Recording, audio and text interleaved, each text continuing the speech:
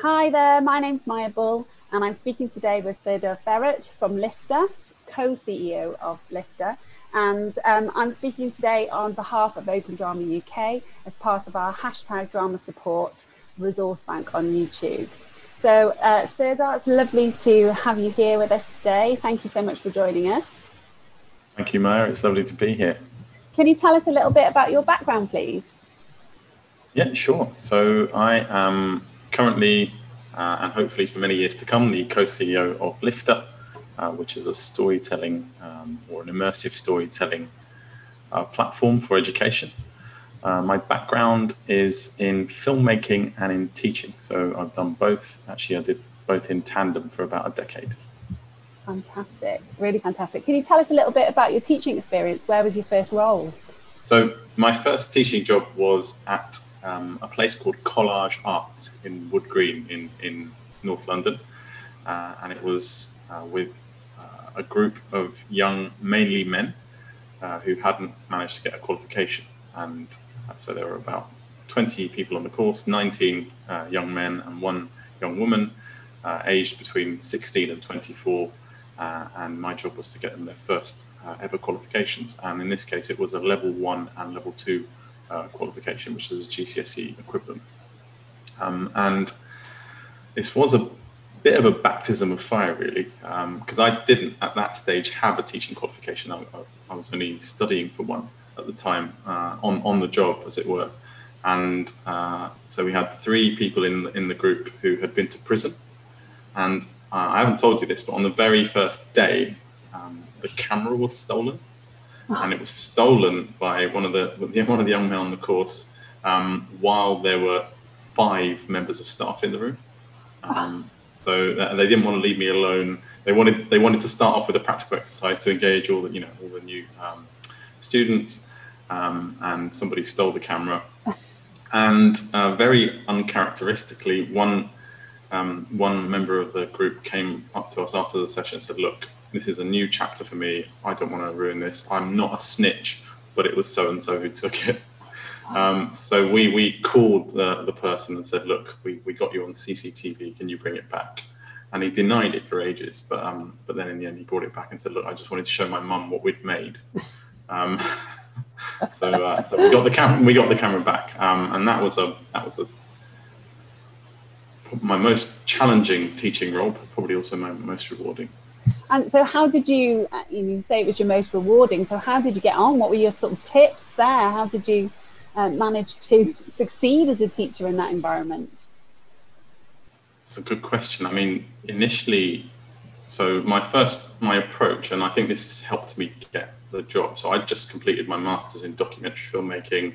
I was a film buff, and I planned every lesson as if it were a movie, a short film. And actually, lessons are not very short. So it actually took me hours and hours to plan lessons, and I meticulously structure them so that at the beginning we'd have something very engaging that would capture the attention of the class, and it would be related to the topic or theme that we would be going through throughout the lesson or the day. So I think lesson planning, really putting a lot of effort into planning lessons, and using powerful media that would help me cover the themes and topics that I wanted to cover. That was very helpful. But despite all of that planning, sometimes I would hit a brick wall, and sometimes the youngsters would play up and that they wouldn't engage. And I found over time, as I got to know them better, as I invested more into the human relationships, I was able to have much more fruitful relationships with them, and was able to teach them much more effectively. So I think I highly recommend, where possible, getting to know your students. That's a good tip. Building those relationships is really important, isn't it? So stories have obviously featured really prominently in your experience, both as a filmmaker but also in the classroom. Why do we feel that stories are so important, such a good engaging tool? Well, I mean, stories have been important for us since forever, I guess, right? And they are the main tool that we've used for learning. We learn through stories. We're naturally, I think, drawn to stories. Yeah. And of course, through Lyfta, you have tried to ensure that we here in the UK have access to stories from all over the world. Why is it important that we seek out alternative stories to our own? Why is it important that we look kind of much further afield and perhaps even out of our comfort zone to finding stories that speak from completely different perspectives? Yeah, that's good. Good, because I'm not going to be able to say it again because I've forgotten what it is already. So you'll just have to click that. Well, I think whatever we do in life, it's helpful to understand a diverse array of narratives. I think, particularly if we're working in a role that involves serving other people, and I think actually most roles do, I think it is helpful to us in our professions, at the very least, to be able to access and understand alternative narratives. And if we look at the main narratives that are fed to us or that come through the mainstream media, if we just take a look, for example, at box office movies. I did a study about a year ago looking at a decade of the top 10 box office movies and the leading actor. And I took the leading actor from 100 movies, top 10 each year for 10 years, and I plotted them onto a collage. And I'm just going to ask you to guess what that collage looked like, Mair. I'm guessing all white men. All right, so I'm going to just share my screen so you can have a look at this. Great. Yeah, so this is 100 faces, the leading actor in each of the top 10 UK box office hits over 10 years between 2009 and 2018. 79 of the faces belong to men, 21 belong to women, and we have only 6 people of colour featured in the whole collage, and unfortunately none of these are women.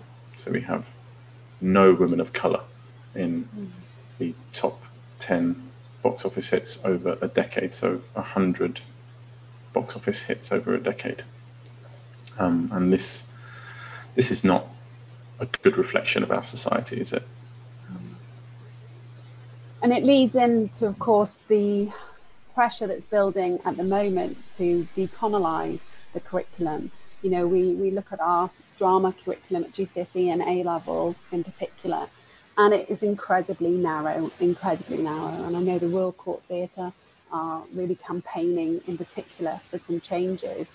And it's really important to emphasise that when we are choosing text, stories, examples in our teaching, no matter which age group we're talking about, it is really important to diversify those voices and to hear stories from around the world.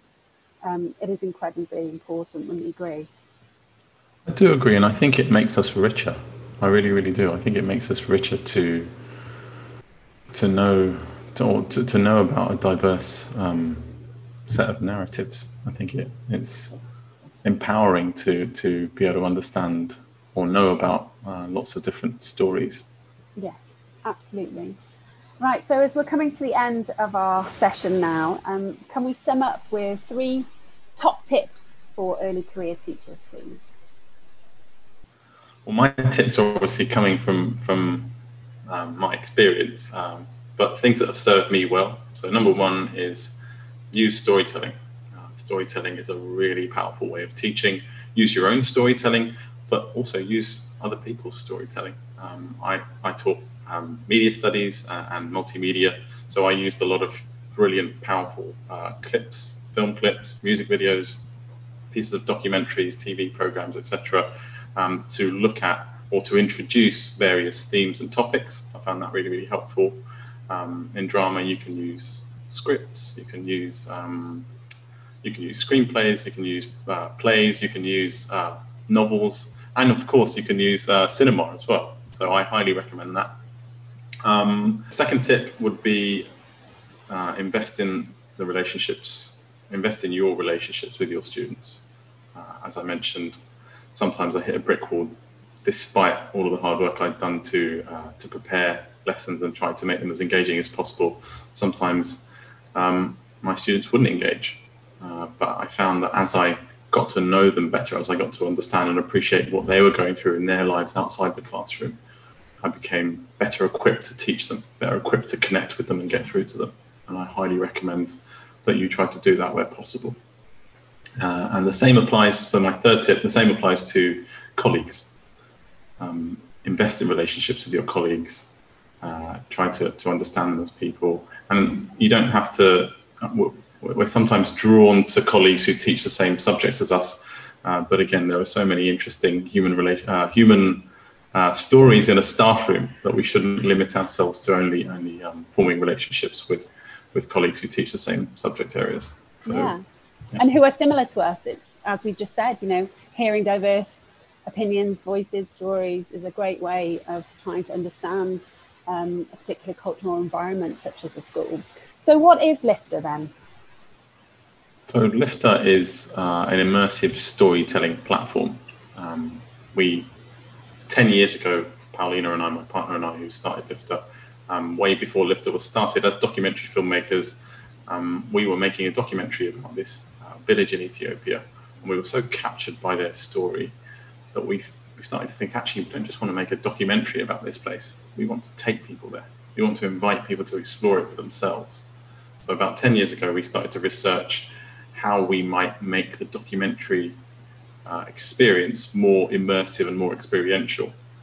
And it took us a number of years, a lot of sweat and tears. We made our first immersive interactive documentary. And our first instinct was to show the people who we thought we were making it for, which was basically the documentary audience, the Guardian reading audience. And we were invited to a number of premieres around the world where we showed it to the same kind of audience, but in different countries. The Guardian featured a bit of it. We had a couple of meetings with the Nobel Peace Center who were talking to us about a possible exhibit. And then we showed our parents. And Paulina's mum is a teacher. She's retired now. My mum and dad were both teachers. They're retired now. And my dad in particular, when he saw what we'd made, he said, have you shown this to children? That was his first question. And we had only shown teenagers because we just didn't feel that it was really designed for children.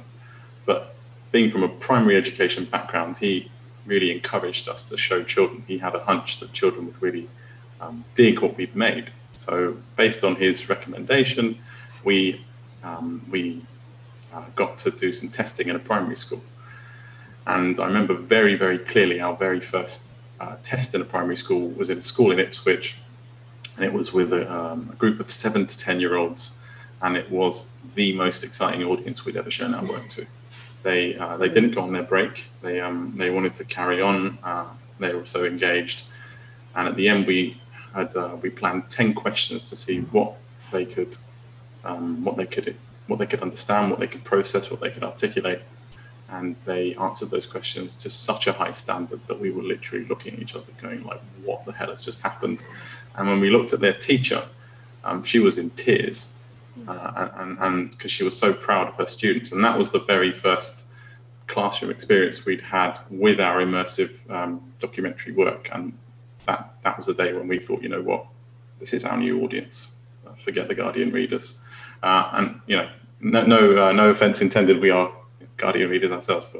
But so what is Lyfta? So what we've done with Lyfta is we've made it into a platform that gives students access or a window into the lives of people around the world. So they can literally go into somebody's home or workplace. I'm going to have to use my hands here to describe this because I always do. So it's like a window into a home or a workplace. And in each space, there's always one human being that they can get to know. But they can look around the space in 360 degrees on a computer or a tablet. There are a number of hotspots that they can click that bring up multimedia to help them familiarize themselves with each space. And for each human, there's always a personal short documentary film. So they can actually watch a short documentary film about that human being and have a window into their sort of life. And Lyfta brings this together with lesson plans that are aligned to the curriculum. Teachers can create their own lessons.